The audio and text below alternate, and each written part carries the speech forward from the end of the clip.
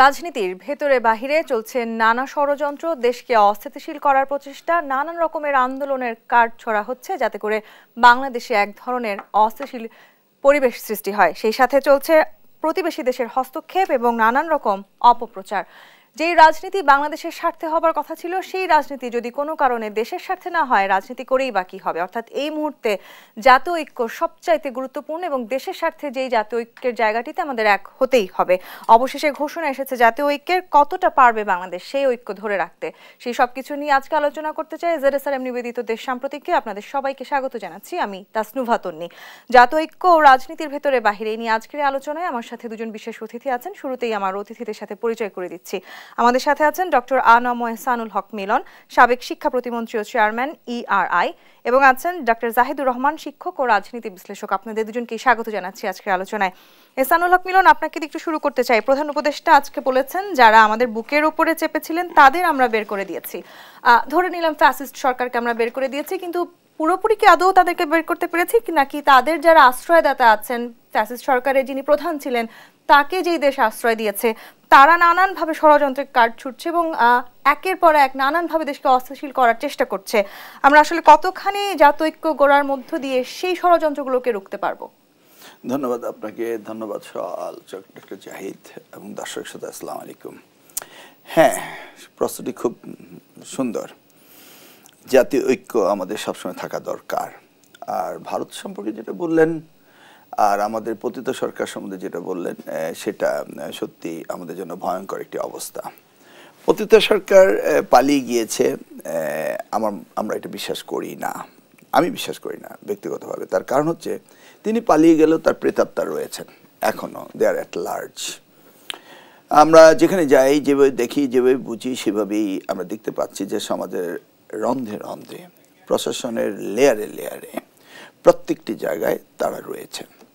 এবং তাদের যে অর্থ পাচার করে, লুণ্ঠন করে তারা যে পরিমাণ নিয়েছে বাংলাদেশ থেকে, সেগুলি তারা এখন সেই কার্ডগুলো এখন প্লে করছে। সেই সাথে ভারত রয়েছে উস্কানি দেওয়ার জন্য, এবং ভারত যে এইভাবে বিদ্বেষী হবে সেটা ভাবনাতীত। এই পর্যন্ত আমরা তাদের কাছ থেকে কোনো কোঅপারেশন পাইনি, বরঞ্চ তারা যে সকলেই মিলে, ভারতের প্রত্যেকটি রাজনৈতিক দল বা পশ্চিমবঙ্গের সরকার, সকলে মিলে আমাদের বিরুদ্ধে যে উস্কানি এবং বিদ্বেষমূলক এবং বাংলাদেশকে অস্থিতিশীল করার জন্য যে অপপ্রচার চালিয়ে যাচ্ছে, বিশেষ করে তাদের মিডিয়া দিয়ে, এবং তারা নন স্টপ করে যাচ্ছে। তাহলে এটা বুঝতেই হবে যে ভারত কোনো অবস্থাতেই মনে হচ্ছে যে আমাদের পিছু ছাড়বে না। এই বিশ্বাসটি আমাদের আগেই থাকা দরকার ছিল। আমরা একটি সরকারকে পিছনে হটিয়েছি, কিন্তু যেই সরকারটি যেখান থেকে এসেছিল সেখানেই গিয়েছেন। অর্থাৎ আমরা যদি 1975-এ পট পরিবর্তনে পড়ে দেখি, এই পতিত সরকার প্রধান শেখ হাসিনা ভারতেই ছিলেন।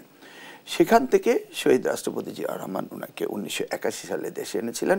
গণতন্ত্র পুনঃপ্রতিষ্ঠিত হোক, বহুদলীয় গণতন্ত্র প্রতিষ্ঠা পাক, সেই জন্য এনেছিলেন।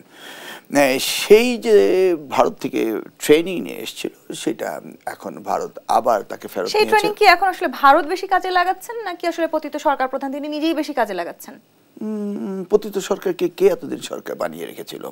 আমরা যদি একটু পর্যালোচনা করি পিছনে নির্বাচনগুলো, 2008-এর কথা যদি আমরা চিন্তা করি, এই সুড়ঙ্গ পথে কে টাকা দিয়েছিল?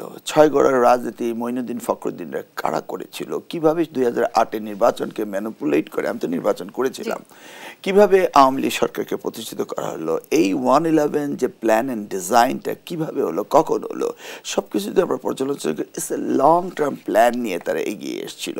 যেমনিভাবে আমরা বলতে পারি 1971-এ তাদের প্ল্যান ছিল, বা আমাদের বাংলাদেশে মুক্তিযুদ্ধরা যুদ্ধ করার পরে যে স্বাধীনতার সময়ে যে রেস কোর্সে পাকিস্তান হানাদাররা যে সারেন্ডার করেছিল, সেটাও তো জেনারেল ওসমানীর কাছে করেনি, ইন্ডিয়ান সেনাপ্রধানের কাছে করেছিল।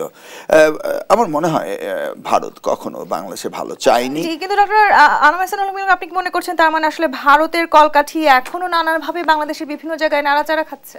তা নাহলে এই অপপ্রচার তাদের করা কি সাজে? তাদের যে পররাষ্ট্রনীতি রয়েছে, সেই পররাষ্ট্রনীতিতে পার্শ্ববর্তী দেশকে ম্যালাইজ করার জন্য তারা যে এই কূট কৌশল নিয়েছে, তারা যে ধরনের মিডিয়াতে আমাদের বিরুদ্ধে করেছে, আদৌ কি এটা সত্য? যদি এমনই হতো যে মাইনরিটি কার্ড তারা যেটা খেলছে সেই মাইনরিটি যদি আমরা এখানে সনাতন ধর্মকে অত্যাচার করা হতো তাহলে কি অন্য কোনো মিডিয়া দেখতো না? জি, যে কূটকৌশলের কথা আপনি বলছেন সেই জায়গাটি, সেই শব্দটি শোনার পর আসলে আমার কূটনৈতিক কৌশলের কথা মনে পড়ে গেল। ডক্টর জাহিদুর রহমান, বিগত 16 বছরে আসলে আমরা দেখেছি হয়তো ভারত এবং বাংলাদেশের সবচাইতে উষ্ণতম সম্পর্ক ছিল। সেটি অন্তর্বর্তীকালীন সরকার আসবার পরে সেই সম্পর্ককে আমরা ভেবেছিলাম নিশ্চয়ই ভালো থাকবে, কিন্তু এখন যে বাস্তবতায় আমরা দাঁড়িয়ে আছি সেই জায়গাটিতে ভারত এবং বাংলাদেশের মাঝে দূরত্ব নিঃসন্দেহে বাড়ছে। আপনি নিশ্চয়ই জানেন আজকে স্বরাষ্ট্র উপদেষ্টা বলেছেন ঐক্যবদ্ধভাবে জবাব দিতে পারলে দেশটির মুখে চুনকালি পড়বে। এই বক্তব্যের পর আসলে আমাদের যে কূটনৈতিক দূরত্ব সেটি আরো বাড়তে পারে কি? ধন্যবাদ। ভারতের সাথে বাংলাদেশের উষ্ণ সম্পর্ক গত 15 বছর ছিল বলে আমি বিশ্বাস করি না। ছিল এক ব্যক্তির সাথে ভারতের উষ্ণ সম্পর্ক। আপনি যদি গত 15 বছর বাংলাদেশের আনাচে কানাচে যান, আপনি আপনার বন্ধু বান্ধবকে জিজ্ঞেস করেন, আপনি আপনার পরিচিতদেরকে জিজ্ঞেস করেন, প্রত্যেকে ভারতের বিরুদ্ধে ক্ষুব্ধতা ছিল। শুধুমাত্র ভারতের সাথে উষ্ণ সম্পর্ক বোধ করেছে আওয়ামী লীগ দলটা এবং এই ক্ষমতার সাথে থেকে যারা আমরা কথ্য ভাষায় বলি হালুয়া রুটি খেয়েছে, এর বাইরে কেউ ভারতের সাথে উষ্ণ সম্পর্ক ফিল করে নাই, তখনও ছিল না। একটা রাষ্ট্রের সাথে আর একটা রাষ্ট্রের সম্পর্ক হয়, সো ওই সম্পর্ক আসলে এক্সিস্টই করে নাই।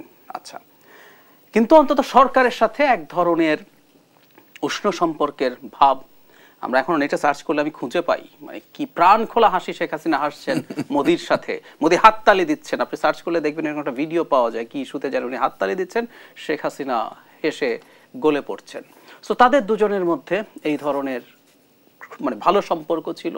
কারণ হলো যারা মোদি যা চেয়েছেন সেটাই শেখ হাসিনা করেছেন, এবং এই রকম একটা সম্পর্কের ক্ষেত্রে ব্যাপারটা ঘটলো। এবং তিনি বাংলাদেশ থেকে ভারতকে যা কিছু দিয়েছেন সেটি অকপটে স্বীকারও করেছেন। হ্যাঁ, এবং কেউ আর কোনোদিনও সেটা ঋণ শোধ করতে পারবে না, ভুলতে পারবে না।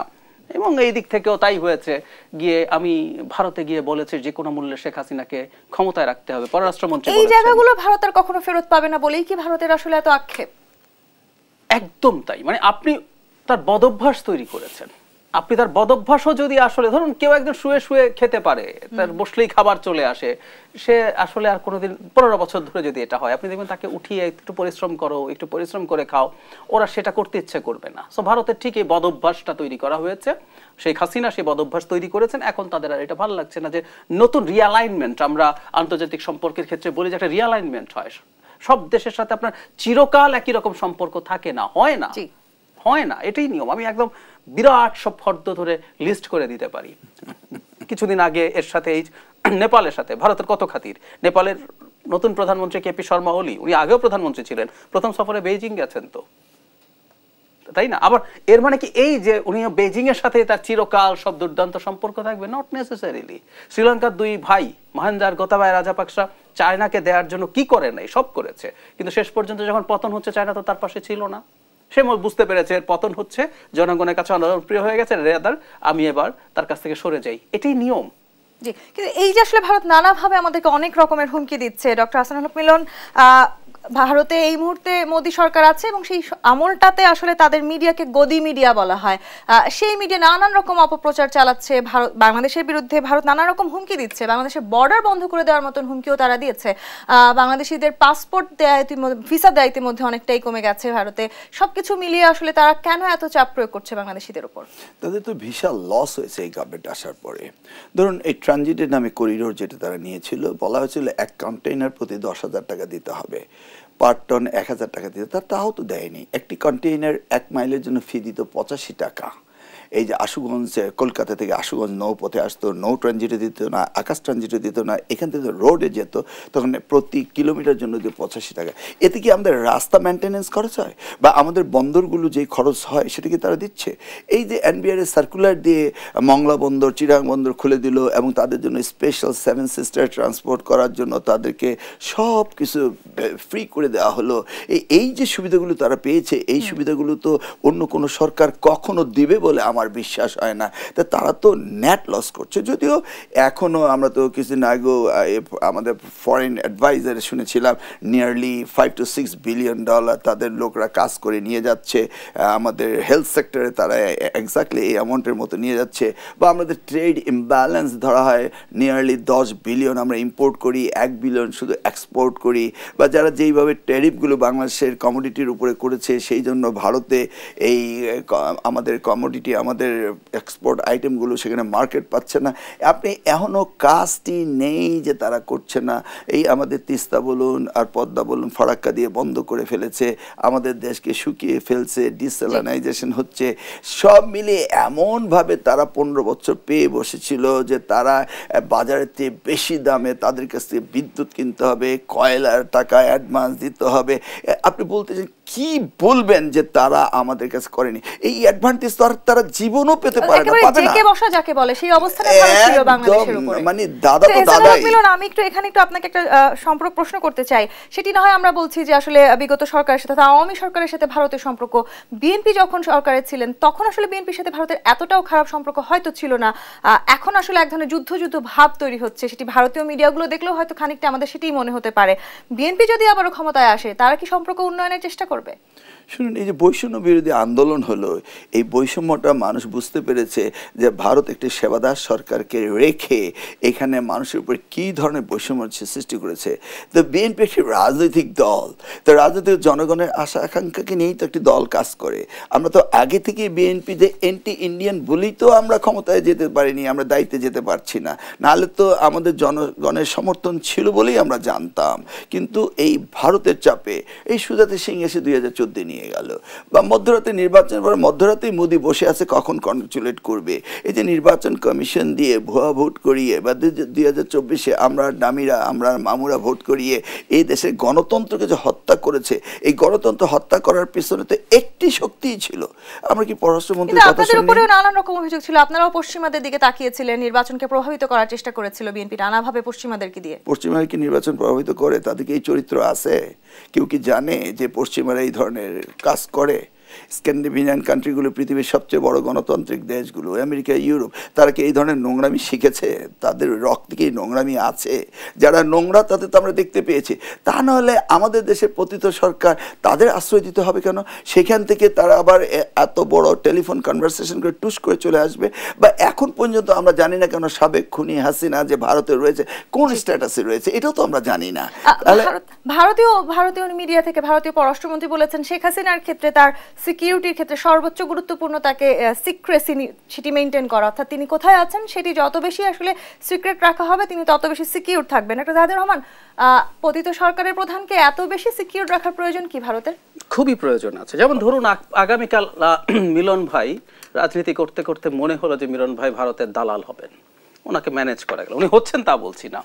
আর মিলন ভাই যদি দেখেন যে ভারতের দালাল হয়ে এবং বাংলাদেশের উনি দায়িত্বে চলে আসলেন, যে তার প্রিভিয়াস দালাল বললে কম বলা হয়, তার স্লেভকে ভারত প্রোটেকশন দেয়নি, ওনার সাহস হবে না, ওনার সাহস হবে না যে আমি তাকে এই সার্ভটা করি। এটা হচ্ছে ব্যাপার। আমি যদি হতে চাই, আমি তো দেখতে চাইবো যে তার প্রিভিয়াস স্লেভদের সাথে কেমন আচরণ করে, দেশটাকে ধ্বংস করে সবকিছু দিয়ে যে শেখ হাসিনা তাকে এভাবে সার্ভ করেছে, ভারত যদি তাকে ছুঁড়ে ফেলে দেয়, আমি আপনি কিন্তু তার স্লেভ হতে যাব না।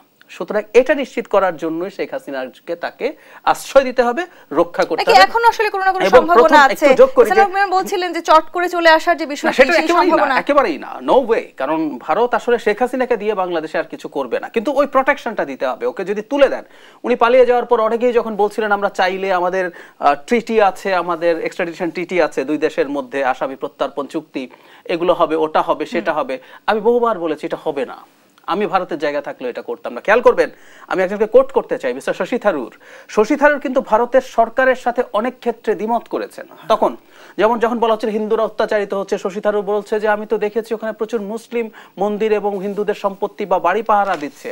কিন্তু শশী থারুরও শেখ হাসিনাকে আশ্রয় দেয়া এবং রক্ষা করার ব্যাপারে একমত ছিলেন। তাহলে বুঝতে হবে যে ব্যাপারটা এই, শেখ হাসিনা আসতে পারবেন কিনা চট করে, নো ওয়ে। ইনফ্যাক্ট ভারতও খুব ভালোভাবে জানে উনি জাস্ট প্রাণ নিয়ে পালিয়েছেন, বাংলাদেশে ফেরার মতো অবস্থা তিনি এবং তার পরিবারের, মানে শেখ পরিবারের কেউ বাংলাদেশে ফিরে এসে তাকে দিয়ে কিছু নানান রকম আসলে কার্ড খেলছে বাংলাদেশের, ষড়যন্ত্র করছে তারা। সাম্প্রদায়িক কার্ড যেটি খেলেছে সেটি নিঃসন্দেহে বাংলাদেশের জনগণ দুর্দান্তভাবে ট্যাকেল দিয়েছে, সেটি আমাদেরকে বলতেই হবে। ডক্টর হাসানুল হক মিলন, অতি দ্রুত সংস্কার করে নির্বাচনের রোডম্যাপ দেওয়ার কথা বলেছে বিএনপি, যাতে জনগণ রোডম্যাপ পেয়ে নির্বাচনমুখী হয়ে গেলে ষড়যন্ত্র আর কেউ করতে পারবে না। তার মানে কি বিএনপির সব তাড়াহুড়ো শুধু নির্বাচনকে ঘিরেই? না না না, নির্বাচনকে বিএনপি তাড়াহুড়ো করে, দেশের যে সার্বিক পরিস্থিতি, এই পরিস্থিতিকে সামাল দিতে হলে এখন একটা ঐক্যমতের দরকার। একটি নির্বাচনের মধ্য দিয়ে একটি জাতীয় সরকারের দরকার। বিএনপি কিন্তু অলরেডি প্রপোজাল দিয়েছে যে আমরা নির্বাচন পরবর্তী একটি জাতীয় সরকার করব, সেটি তো ঐক্যমত্য। সেই জন্য বিএনপি বলছে যে নির্বাচনটি দরকার। জি, কিন্তু নির্বাচনের আগে আসলে যেই ধরনের ষড়যন্ত্রের মুখে পড়ছে বারবার বাংলাদেশ, সেই ষড়যন্ত্রগুলোকে আমরা রুখে দিতে যদি না পারি, সেই নির্বাচন আদৌ কতখানি সুষ্ঠু হবে সেটি নিয়েও তো একটি বড় প্রশ্ন থেকে যায়। সেই জায়গাগুলোতে আসবো, একটি বিরতি নিয়ে ফিরতে হবে। দেশ সাম্প্রতিকে বিরতি নিয়ে ফিরছি, সাথেই থাকুন।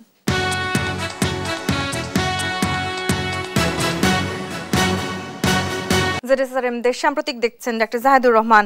যে ষড়যন্ত্রগুলো এই মুহূর্তে বাংলাদেশের বিরুদ্ধে করার নানানভাবে চেষ্টা করা হচ্ছে, সেই ষড়যন্ত্র যদি আমরা রুখে না দেই এবং অতি সম্প্রতি তড়িঘড়ি করে নির্বাচনের চেষ্টা করি, সেটি যেমন আমাদের জন্য খুব একটা ভালো বা সুফল বয়ে নিয়ে আসবে না, তেমনি আসলে দুই দেশের সরকার উচ্চ পর্যায়ের মাঝে একটি বৈঠক হওয়ার একটি জোরালো সম্ভাবনা সৃষ্টি হয়েছে। সেই বৈঠক নিয়ে কি বলতে চান? সেই বৈঠকে এই ষড়যন্ত্র থেকে আমরা রেহাই পাওয়ার কোনো পদ্ধতি খুঁজে পাবো কি? আমি পাবো বলে মনে করি না শর্ট টার্মে। এটা আরো কিছুদিন চলবে। কেন চলবে আমি সেই জায়গায় আসছি। তবে বৈঠকটা হচ্ছে, এটা একটা ভালো পয়েন্ট যে ভারত এই বৈঠকটাও ভন্ডুল করে দেয় কিনা, এই আলাপটা ছিল। কারণ তারা চেষ্টা করছে বাংলাদেশের সাথে, কূটনীতির ভাষায় এটাকে রিলেশনশিপের ডাউনগ্রেডিং বলে। আপনি ডাউনগ্রেড করতে চাইছেন রিলেশন, এটার আলামত আছে। তারা আমাদের সাথে যতটা সম্ভব কম আলোচনা, কম উঁচু লেভেলে বৈঠক করছে। এটা একটা পররাষ্ট্র সচিব লেভেলের বৈঠক, বেশ উচ্চ পর্যায়েরই আমরা বলবো।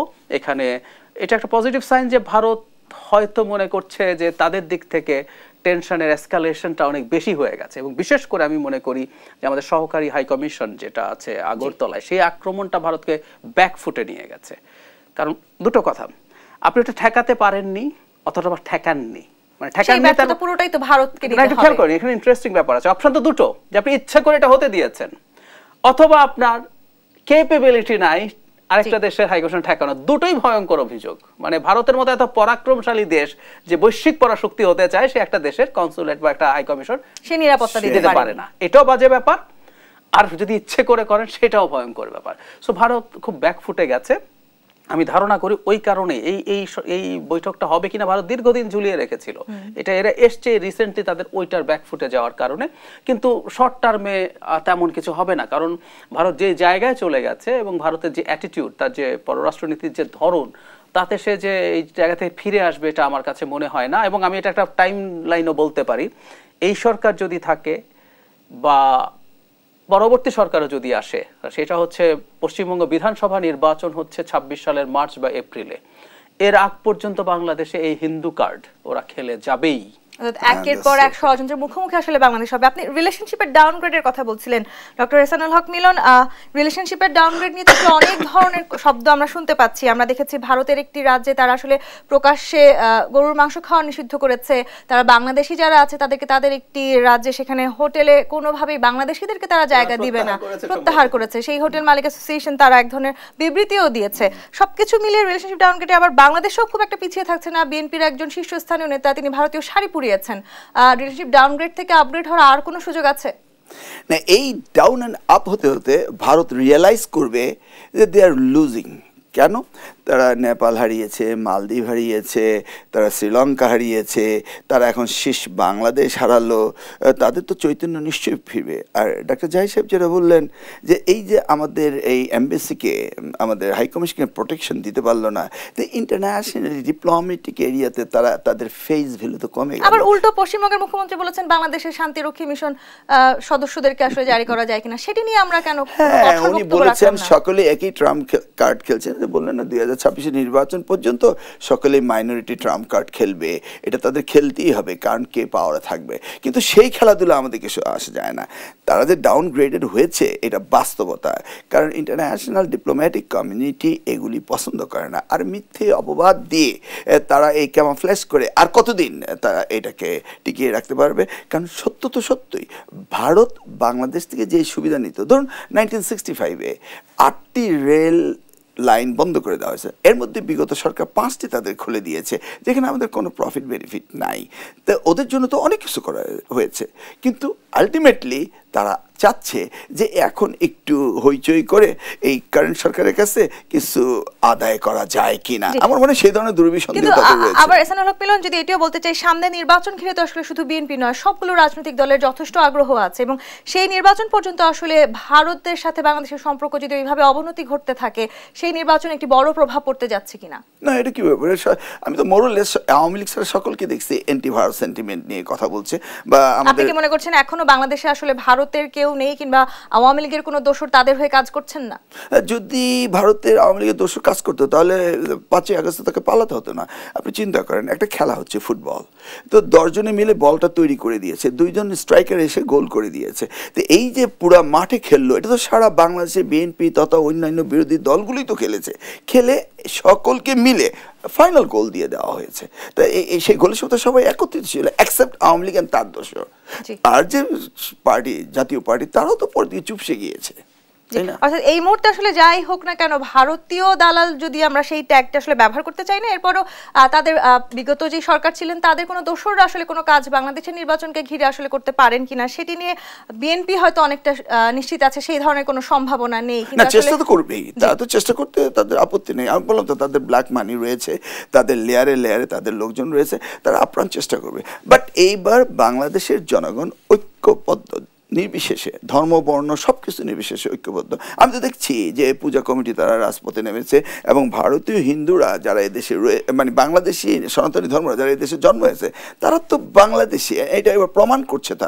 তারা তো 47ও যায়নি, 71ও যায়নি, বা এনআরসি দেওয়ার পর তো তারা ভারত যায়নি। অতএব দে আর বাংলাদেশি, অতএব এই বাংলাদেশি হিন্দুরা ভারতকে সাপোর্ট করছে না। নিশ্চয়ই। কিন্তু ডক্টর জাহিদুর রহমান, অনেক রাজনৈতিক নেতাদেরকে আমরা দেখেছি তারা ফ্যাসিস্ট সরকার প্রধানকে ভারতীয় পণ্য বলেছেন, সেই পণ্যই আবার ভারতেই রয়েছে। কিন্তু সেই জায়গাটি থেকে একটু জানতে চাই, শেখ হাসিনা সরকারের গণহত্যার যে স্বীকৃতি, সেটি ভারতকে দিতে হবে, আজকে উপদেষ্টা মাহফুজুম বলেছেন। সেই স্বীকৃতি আদৌ ভারত দেবে কি? তাদের নিজেদের পণ্য নিজের দেশে ফিরে নিয়ে গিয়েছেন, আবার তার গণহত্যার স্বীকৃতি দেওয়ার সম্ভাবনা আছে ভারতের? না, কোনো কারণ নেই, দেবেন ওনা। বরং শেখ হাসিনা, আমি অবাক হয়েছি, আমাদের সম্ভবত মিডিয়াগুলো অলরেডি এটা পালন করা শুরু করেছে, শেখ হাসিনা কোনো বক্তব্য দেবেন না। আমি দেখলাম অবাক হয়ে, এবং আজকে দেখলাম যেরকম একটা নির্দেশনা আইসিটি থেকে দেওয়া হয়েছে। কিন্তু গতকালই ভারতীয় মিডিয়াতে শেখ হাসিনার একটা বক্তব্য, এবং একটু আমি বলতে চাই, আমি অনেক বক্তব্য প্রচার করছি না, কিন্তু কন্টেন্ট আমার বলা দরকার বলে মনে হয়, এটা আমাদের জন্য ভবিষ্যতের একটা ইশারা আছে।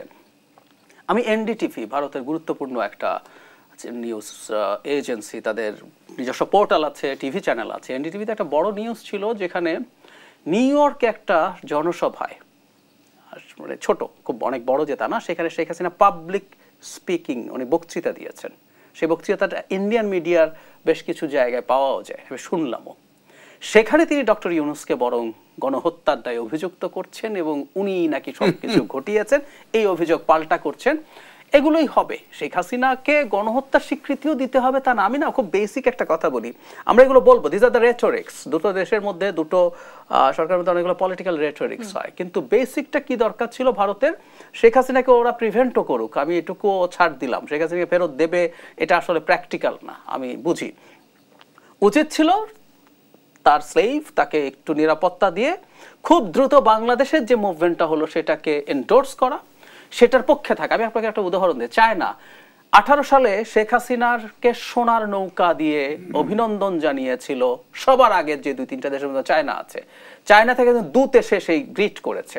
চায়নার সে কি গদগদ লেখা, আমি চায়নার মিডিয়া তখন ফলো করেছি, ওদের যে স্টেট পলিসি বোঝার সবচেয়ে ভালো জায়গাগুলো, ওদের সবই তো স্টেট ওন মিডিয়া, কিন্তু গ্লোবাল টাইমস আমি খুব রেগুলারলি ফলো করতাম। সেখানে তারা এতই উদ্বেলিত, তারা শেখ হাসিনাকে সাজেস্ট করছে চায়নার মতো আস্তে আস্তে একটা ওয়ান পার্টি স্টেটও বানিয়ে ফেলো, এত খাতির শেখ হাসিনার সাথে। কিন্তু সেই চায়না খেয়াল করবে না, এখন শেখ হাসিনার পতন হলো, চায়না তার সম্পর্ক রিয়ালাইন করে ফেলেছে।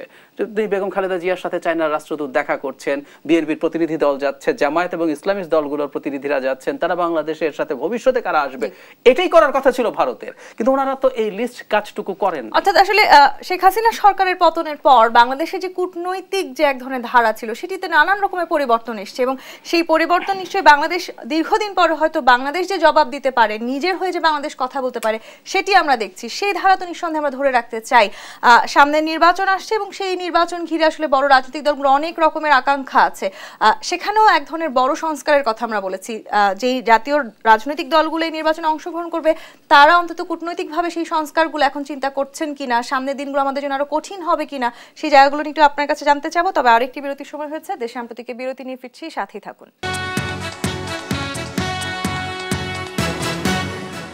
যে ধরনের বাস্তবতা এখন আমরা দাঁড়িয়ে আছি, অনেক ধরনের সংস্কার আমাদের প্রয়োজন। কূটনৈতিকভাবে আসলে রাজনৈতিক দলগুলো শক্তিশালী হতে হবে, সেই সংস্কারটিও এখন প্রয়োজন।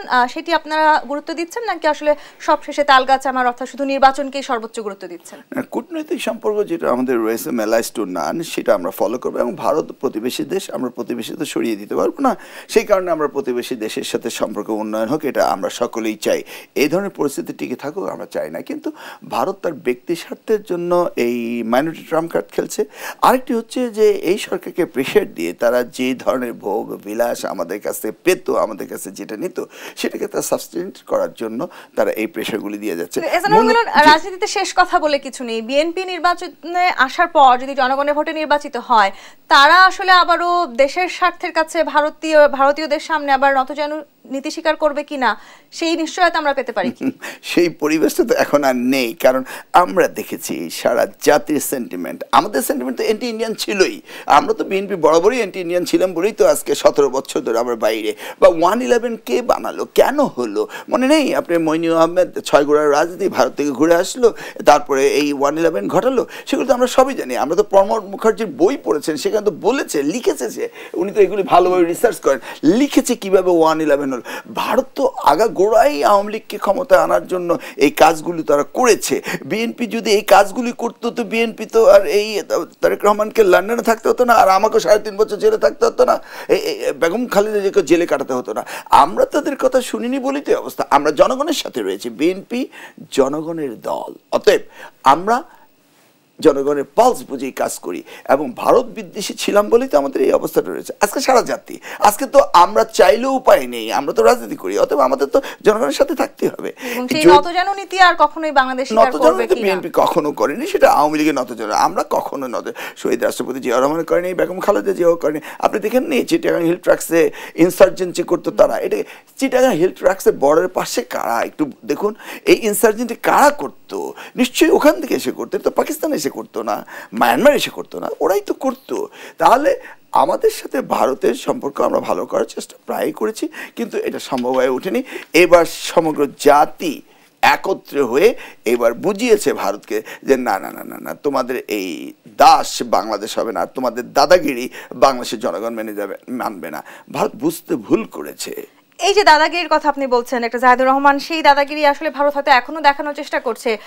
যে এই নেতাকে তারা আসলে আশ্রয় দিয়েছে, সেই নেতাকে তারা নানানভাবে আসলে নানান রকম সুযোগও করে দিচ্ছে। শেখ হাসিনা সরকারের গণহত্যার স্বীকৃতি দেওয়ার জন্য আসলে তারা এখনো কোনো কিছু আমাদের সাথে আলোচনায় আসেনি, কিন্তু আবার আওয়ামী লীগ দেশের বাইরে থেকে আসলে তারা নানান রকম সরব হবার চেষ্টা করছেন, এবং সেই চেষ্টাতেও ভারত তাদেরকে নানানভাবে সহায়তা করছে। আপনি আমরা বলছিলাম যে আসলে এক ধরনের পোস্টার পর্যন্ত ছাপানো হয়েছে। বিগত সরকার প্রধান তিনি কিছুদিন পরেই হয়তো কোনো একটি জনসভায় পর্যন্ত বক্তৃতা রাখতে যাচ্ছেন। এই সব কিছু মিলিয়ে আসলে পরিবেশ আরো ঘোলাটে হচ্ছে কি? নিশ্চয়ই, তিনি অলরেডি নিউ ইয়র্কে একটা ছোট জনসমাবেশে বক্তৃতা করেছেন, আর লন্ডন বা যুক্তরাজ্য আওয়ামী লীগ, মানে বাংলাদেশের বিদ্যমান যে আইন আরপিও বলে, ওর মধ্যে রাজনৈতিক দলগুলোর জন্য কতগুলো নিয়ম আছে, কি করতে পারবেন কি করতে পারবেন না, এর মধ্যে বিদেশি সংগঠন একেবারেই নিষিদ্ধ। সুতরাং বাংলাদেশ সরকারের উচিত হবে যুক্তরাজ্য আওয়ামী লীগ বলে কোনো কিছু আসলে এক্সিস্ট করে না, এটা নিয়ে ব্রিটেনের কাছে খুব শক্ত এবং কড়া প্রতিবাদ করা যে এই নামে কেউ কিছু করবে না। যাই হোক, যেটা আসছিলাম, তারা একটা পোস্টার ছাপিয়েছেন, সেখানে প্রধানমন্ত্রী শেখ হাসিনা, এর মধ্যে একটা মজার তথ্য দেই। ভারতের মিডিয়া তো এখন আমি খুব দেখি, মানে ওই রিপাবলিক টিভি বাংলা, ওটা না, ওর বাইরে যেগুলোকে আমরা কিছুটা হলেও গদি মিডিয়ার বাইরে আসলে যে মিডিয়াগুলো আছে, এগুলো সবই গদি মিডিয়া। এখন আসলে গদি, হাফ গদি, 70% গদি মিডিয়া, এরকমই সব। তো ওখানে একজন উপস্থাপিকা বলছিলেন x prime minister of Bangladesh, এটা বলছেন বারবার। তো উনি একজন অ্যানালিস্টের সাথে কানেক্ট করেছেন। আচ্ছা, উনি পলিটিক্যাল অ্যানালিস্ট, করে একটা ইউনিভার্সিটিতে পড়ান। উনি উপস্থাপিকাকে শুধরে দিচ্ছেন যে আপনি ওনাকে এক্স প্রাইম মিনিস্টার কেন বলছেন, রাজ্যবিহীন।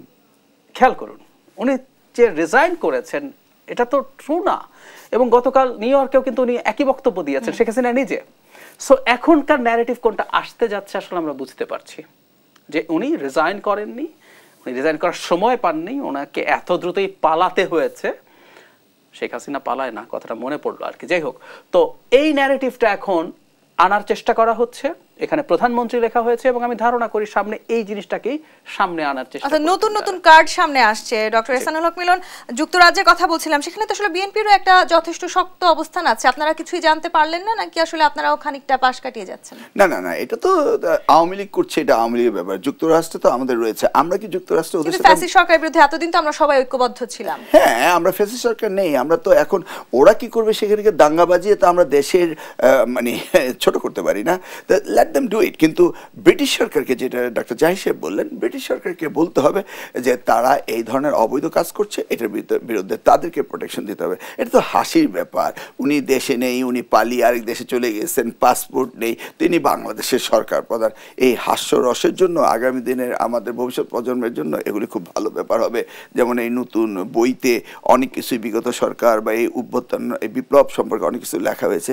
এটাও একটা হয়তো বিসিএস এর একটা কোশ্চেন হতে পারে যে দেশবিহীন সরকার প্রধানকে, এগুলি বিশেষ পরীক্ষার্থীরা বোধহয়। জাতীয় ঐক্যের কথা আমরা বলছিলাম, আমি একটু শেষ প্রশ্নটা আপনাকে করতে চাই। জাতীয় ঐক্যের কথা যখন আমরা বলছি, তেমনি রাজনৈতিক ঐক্য যদি আসলে করা হয়, সেক্ষেত্রে বিএনপির মতো একটি বড় রাজনৈতিক দল, তারা তাদের দল নিয়ে কি ভাবছে, সামনে নির্বাচন ঘিরে সেই রাজনৈতিক ঐক্য নিয়ে তাদের ভাবনা কি? আমরা রাজনৈতিক ঐক্য অন্যান্য দলগুলোর সাথে বসে আমরা সবচেয়ে গুরুত্বপূর্ণ যে রাষ্ট্র মেরামতের 31 দফা দিয়েছি, সেখানে একটি দফা রয়েছে যে নির্বাচনের পরে আমরা সংখ্যাগরিষ্ঠতা পেলেও আমরা জাতীয় সরকার করব। অর্থাৎ যারা জিততে পারেনি তাদেরকে নিয়ে, ছোট ছোট অন্যান্য দলকে নিয়ে আমরা জাতীয় ঐক্য প্রতিষ্ঠিত করার জন্য জাতীয় সরকার করব। ইট ইজ এ ভেরি মানে সিরিয়াস আমাদের মনে ডিসিশন আমরা নিয়েছি দেশের ঐক্যমত্যের জন্য। সব সময় আসলে আমরা নির্বাচনের আগে এই ধরনের প্রতিশ্রুতি শুনি। ডাক্তার জাহিদুর রহমান, আপনি সেই জায়গাগুলোতে নিয়েই কাজ করছেন, অর্থাৎ সেই সংস্কারের কাজগুলো করছেন, যেই প্রতিশ্রুতি এখন আসলে রাজনৈতিক দলগুলো দিচ্ছে, রাজনৈতিক নেতারা দিচ্ছে, তারা যাতে সেই প্রতিশ্রুতি রাখতে বাধ্য হন, সেরকম কোনো সংস্কার আছে আমাদের সামনে? এটা আসলে কাগজের সংস্কার দিয়ে হবে না, এটা দিনের শেষে, যেমন আমি একটা উদাহরণ দিই, ভারতে এবার যে নির্বাচন হলো, তাদের যে লোকসভা নির্বাচন, সেখানে বিজেপি আগের নির্বাচনের সময় কি কি তার ম্যানিফেস্টোতে বলেছিল, এবার নির্বাচনের সময় কিসে কি কি পারে নাই, এই আলোচনা ওখানে হয়েছে। সো সংস্কারটা হচ্ছে এই, আমরা যদি একটা জেনুইন নির্বাচন রেগুলারলি করতে পারি, যেমন ধরুন ওনারা বললেন জাতীয় সরকার করবেন, করলেন না, পরের বার যদি ওনারা শেখ হাসিনার মতো রাতে সিল মারতে না চান, ওনারা যদি একটা আমিডামি নির্বাচন করতে না চান, যদি একটা জেনুইন নির্বাচন হয়, তখন কিন্তু এটা অটোমেটিকলি হবে। নানা জায়গায় আমরা এখানে টকশো করবো, কিন্তু বসে বসে মিলন ভাই আর আমি আসবো, আপনি বলবেন যে বিএনপি এই বলেছিল, মিলন ভাইকে বললাম যে আপনি এটা করেন নাই, আপনি ওটা করেন নাই, ওটা করেন নাই। এই জিনিসগুলোই আসলে মূল সংস্কারের জায়গা। এগুলো কতগুলো জিনিস গণতান্ত্রিক চর্চার মধ্য দিয়ে হয়।